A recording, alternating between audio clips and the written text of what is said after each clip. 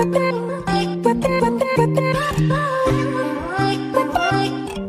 me pass one, 'cause I might come.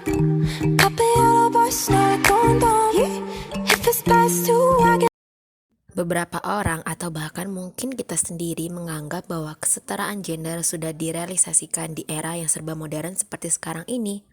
Padahal sebenarnya ada beberapa bagian dari kesetaraan gender yang belum dapat 100% direalisasikan.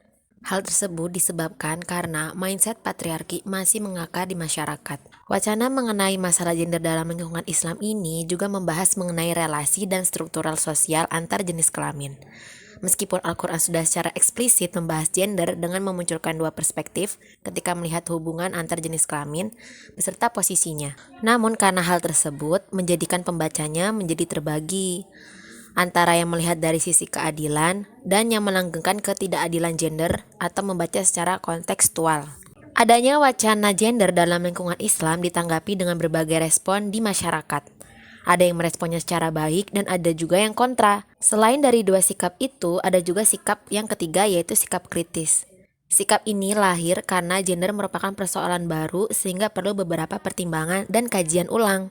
Adanya ketiga respon seperti yang tadi sudah disebutkan, yaitu didasari dari rasa gelisah dan khawatir dari masyarakat terhadap pudarnya nilai kesakralan Islam. Karena masyarakat meyakini bahwa Islam sudah mengatur semua kehidupan manusia dan secara jelas tercantum di dalam Al-Quran. Dan yang menjadi persoalan adalah bagaimana memahami Islam dan kaitannya dengan gender. Nah, persoalan gender ini terkadang menimbulkan berbagai macam penafsiran yang terkadang kontroversial, yaitu dengan mendiskriminasi salah satu gender. Pendiskriminasian terhadap salah satu gender ini terjadi karena produk-produk tafsir yang kurang komprehensif terhadap sumber-sumber otoritatif dari Islam. Selain karena dari produk-produk tafsir yang kurang komprehensif, ada juga salah satu media yang tanpa kita sadari juga melanggengkan pendiskriminasian terhadap salah satu gender, yaitu industri perfilman.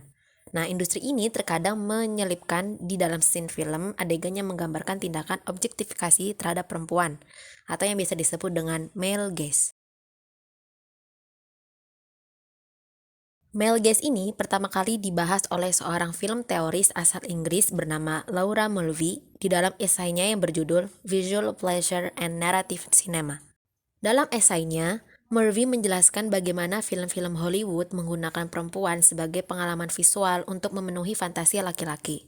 Tindakan tersebut mereduksi perempuan menjadi makhluk pasif sebagai salah satu upaya laki-laki untuk menjaga status quo mereka, khususnya heteroseksual. Tindakan male gaze ini gak cuma ada di dunia perfilman aja, bahkan di beberapa media seperti literatur dan game juga ada.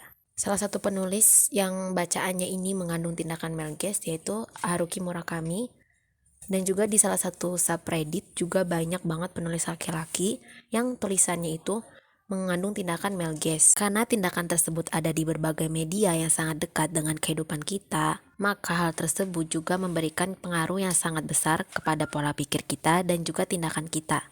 Terkadang nih, perempuan juga ikut mengimplementasikan tindakan itu kepada sesama perempuan. Objektifikasi terhadap perempuan atau male gaze ini juga berkaitan dengan tindakan voyeuristik, yang pada akhirnya menciptakan standar kecantikan sesuai dengan selera mereka para laki-laki. Setelah istilah male gaze ini muncul, banyak para ahli teori film yang berusaha untuk merekonstruksi teori dari Mulvey tersebut. Kemudian muncullah istilah female gaze.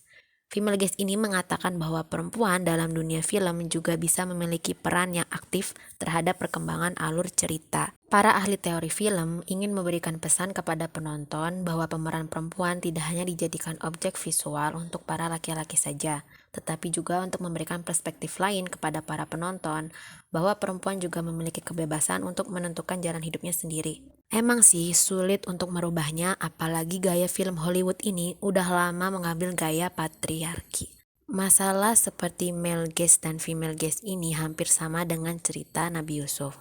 Dan konsep dari male gaze dan female gaze ini disebutkan di beberapa surah di dalam surah Yusuf, seperti di dalam ayat 23 dan 24, ayat 31,